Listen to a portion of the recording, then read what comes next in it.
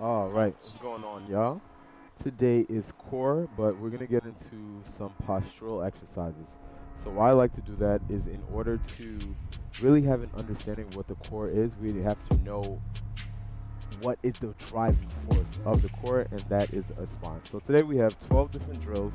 I did include some direct core work, but most of this is postural alignment. So as we're spending a lot of time at home, as we're spending a lot of time sitting in chairs, our spine is taking a beating. So these drills today, we'll go through 12 of them. They're going to really break down and explain how to avoid some of the pitfalls that are coming with our sedentary lifestyle. All right, so first things first, we're going to move into child's pose. So the child's pose is a yoga pose where you're on your shins, dropping your glutes back to your heels. I like to reach out forward, climb out a little bit, do a little fingertip crawl. And I'm really just getting a nice stretch all up in the lats, back, dipping my head underneath me and extending, right? The next one we're going to come to is called a forward fold. All right, so this one is going to really be a killer for some of you. A forward fold is just here, coming over, if you can, bringing your knees or your head to your knees, all right? And if not, then just hang, all right? Moving on, we have the cat-cow. So what that looks like in our quadrupedal state, so on all fours, tabletop, stack, wrists, elbow, shoulder, knees, hip, knees, ankle, right? And what we're going to do is dip in, so we're going to tilt our pelvis back, dip our spine, and we're going to look up. Then you're going to slowly tilt your pelvis in and arch your back like a cat. So again, initiating the movement, think of your tailbone unfurling, and then taking your time to come back, pushing away at the ground, all right? Next thing we're going to do is a standing cat-cow. So same principle. I like to use the hands on the palms to initiate.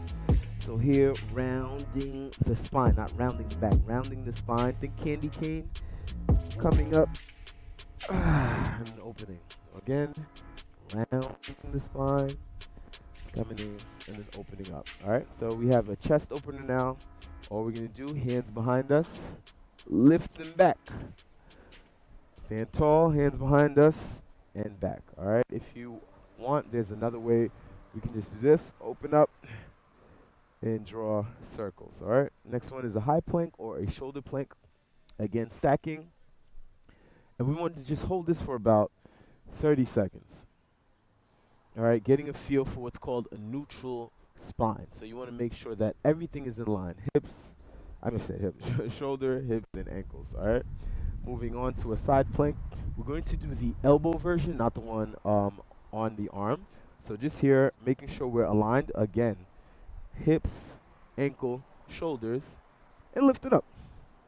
Again, hold this for about 30 seconds. Again, these are postural drills. We don't really want to focus on burning out our core. All right. Next thing we have is a downward dog. So this one is one I struggle with, so forgive me. What I like to do, just really start in an upside down V position, dropping my heels to the ground, or if not, well, as you can see, I can't. And really just exploring this position, pushing away, opening the shoulders, and getting a good sense of where your spine and back muscles are supposed to be and feel like. Next one we have is the pigeon pose. Oh, I love this one. So here we are. This one is a killer. You're going to, I like to start in the half kneeling position, then dropping that leg to the side, bringing the other foot back, dropping that knee to the ground, and then leaning forward. As you can see, I have really tight hips, so it's not going to drop all the way, but as best as you can here, and then coming forward. All right? Oh, my little board fell. Let me get that right. All right? And that's pigeon pose. Another way you can do it is in the seated position. And this really bringing that leg up. All right, next thing we have are T-spine rotations. I like to call them open book. So on your side, you want to be your hips and your knees to be in line. You're going to put your hands out like this, put them together, and lean over towards the side. What you're going to do from here is open up to the other side, and I want you to look and follow along with your head, all right? So T-spine rotations are really important for opening up that thoracic spine that takes a beating from day to day. Next one is a glute bridge. So I like to do heels on the floor, pushing through the heels, lifting up to the sky, and my glutes on my butt is actually being squeezed. So pretend like someone's trying to stick something in your butt, all right? Sticking up, and that's it. Drive from the heels, and push up. Again, taking your time to explore these movements. You don't want to do at a workout pace. You want to really feel what it's like to have your body open up, all right? And the last thing that we're going to do are prone swimmers. So, I'll show you from the side how I like doing them. Head, forehead on the ground, arms behind you.